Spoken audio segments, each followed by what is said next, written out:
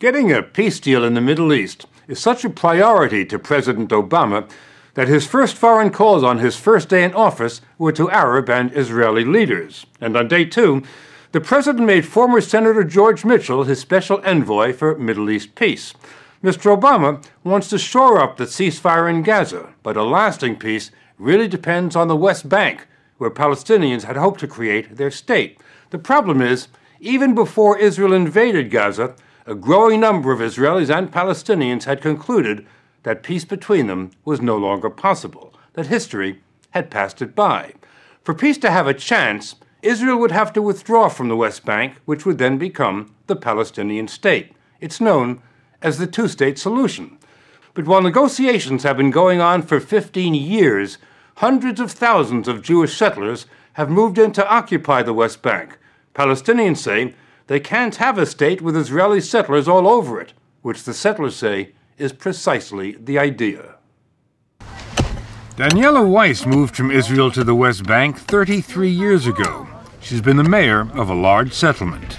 I think that settlements prevent the establishment of a Palestinian state in the land of Israel. This is the goal and this is the reality. Though settlers and Palestinians don't agree on anything, most do agree now that a peace deal has been overtaken by events. Dr. Mustafa Barghouti is a former candidate for Palestinian president. While my heart still wants to believe that the two-state solution is possible, my brain keeps telling me the opposite because of what I see in terms of the building of settlements.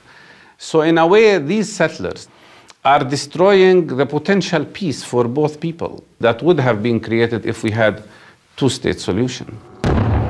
And he told us Israel's invasion of Gaza, all the death and destruction, convinces him that Israel does not want a two-state solution. I am very worried that what Israel has done has furthered us much further from the possibility of two-state solution.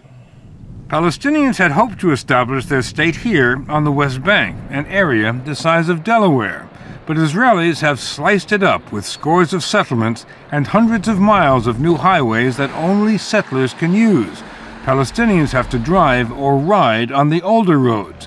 When they want to travel from one town to another, they have to submit to humiliating delays at checkpoints and roadblocks. There are more than 600 of them on the West Bank.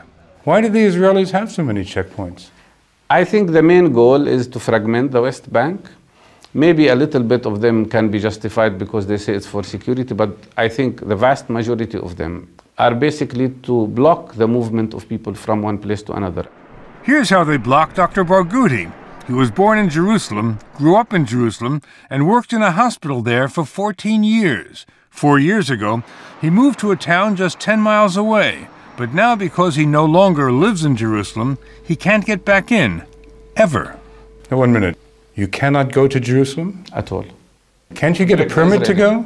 I asked for a permit to go to Jerusalem during the last 2 years, about 16 times. And 16 times they were rejected.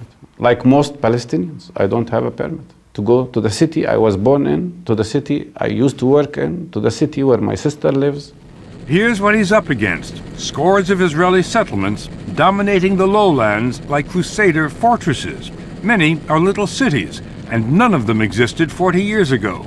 The Israelis always take the high ground, sometimes the hills, sometimes the homes, and sometimes Arabs are occupied inside their own homes. This house, for example, the highest house on the highest hill overlooking the town of Nablus. We learned that Israeli soldiers often corral the 4 families who live here and take over the house to monitor movement down below. We're going into an apartment owned by Mr. Nassif here in Nablus. We understand that Israeli soldiers came in this morning and, without any notice, without any invitation, came into the apartment and have been there ever since. We cannot speak with you. There is soldiers. The soldiers? Yes. What are they doing here? We are prison here. What's happening? They are keeping here, and the soldiers upstairs. We cannot move. We cannot speak with you. You can't leave the house? No. They told you that? Yes, I can't breathe. How long are they going to stay? I don't know. Are they paying you any money? You are kidding. I'm kidding. Abdul Nassif, a bank manager, said he had to get to his bank to open the safe, but that soldiers won't let him go. He told us when the soldiers come, they wake everybody up and herd them into a kitchen for hours while soldiers sleep in their bedrooms. They can't leave or use the phone or let us in. He sent us downstairs to see if his brother would open the door so we could ask the soldiers why they keep taking over this house. You want to come? Yes. Just open the door and then... The soldiers close the door from the keys. They take the keys. So we left, and that night, so did the soldiers. But when we returned 2 days later, the soldiers were back for more surveillance. This time, they kept the women under house arrest, but let the men go to work and the children go to school. When the children returned, we caught a glimpse of 2 armed soldiers at the top of the stairs. Then more children came home, but the soldiers wouldn't open the door again. They say if you don't go back behind the wall, the children will not enter the house. But this is where the children live. Yeah, but you need to go away from the door so I can let the children come in, okay? Who are you? He's a commander here. He's the commander here? Yeah. Can we talk to you? No. Well, we're talking to you now. Why don't you tell us what you're doing here? Have you lost your voice? Well, they've closed the door now. They've closed the window. So I guess if the children are going to get home, we have to leave. So that's what we'll do. An army spokesman told us the soldiers use the Nassif's house for important surveillance operations. The Nassifs told us the soldiers usually stay for a day or two, always coming and going in the middle of the night. When they do go, the Nassifs never know when they'll be occupied again. It could be tomorrow, next week, or next month. The only certainty, they say, is that the soldiers will be back. Another crippling reality on the West Bank is high unemployment, now about 20%. So some Palestinians can only find jobs building Israeli settlements. They're so ashamed to work here that they asked us not to show their faces. The settlers now number about 280,000, and as they keep moving in, their population keeps growing, about 5% every year. But the 2.5 million Arabs have their strategy too. They're growing bigger families. Demographers predict that within 10 years, Arabs will outnumber Jews in Israel, the West Bank, and Gaza. Without a separate Palestinian state, the Israelis would have 3 options, none of them good. They could try ethnic cleansing, drive the Palestinians out of the West Bank. They could give the Palestinians the vote. That would be the democratic option, but it would mean the end of the Jewish state. Or they could inflict apartheid, have the minority Israelis rule the majority Palestinians. But apartheid regimes don't have a very long life. Unfortunately, and I have to say to you that apartheid is already in place. Apartheid is already in place. Absolutely. Apartheid? Israel is building what it calls a security wall between the West Bank and Israel. The Palestinians are furious because it appropriates 8% of the West Bank. Not only that, it weaves its way through Palestinian farms, separating farmers from their land. They have to wait at gates for soldiers to let them in. Settlers get a lot more water than Palestinians, which is why settlements are green and Arab areas are not. Moderate Israelis who deplore the occupation used to believe passionately in a two-state solution. No longer. Maren Ben-Venisti used to be deputy mayor of Jerusalem. Israeli leaders and Palestinian leaders are negotiating a two-state solution. What do you think the prospects are? Prospects are nil. The geopolitical condition that's been created in 1967 is irreversible. Cannot be changed. You cannot unscramble that egg. Does this mean that the settlers have won? Yes. And the settlers will remain forever and ever? I don't know forever and ever, but they will remain and will flourish.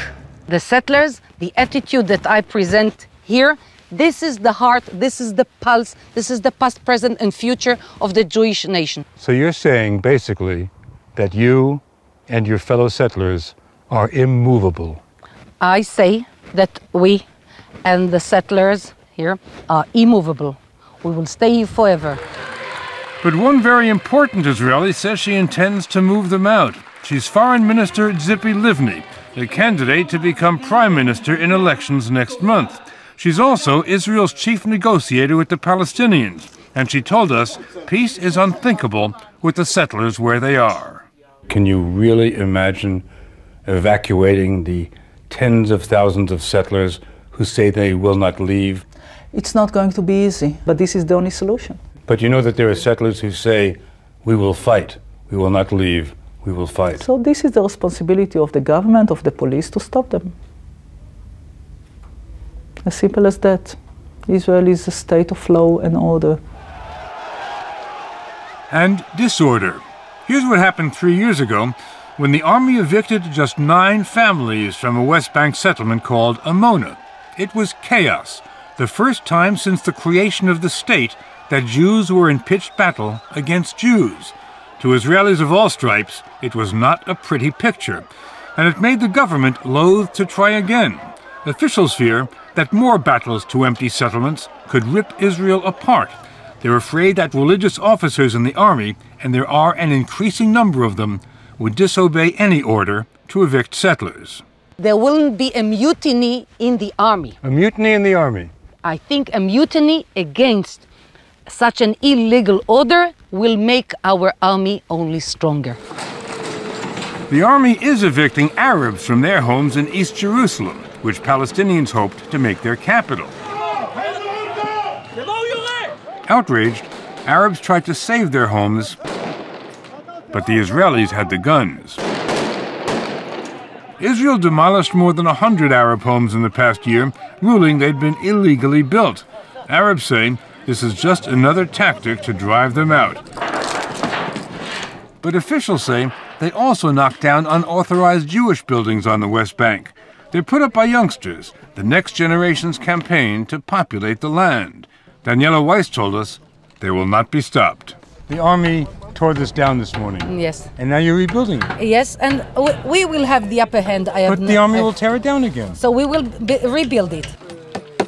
The experience shows that the world belongs to those who are stubborn, and we are very stubborn. Stubborn, she says, because they were ordered to populate this land by no less an authority than God. This is the mission of our generation. The most important point is this: to hold strong to the soil of the Holy Land.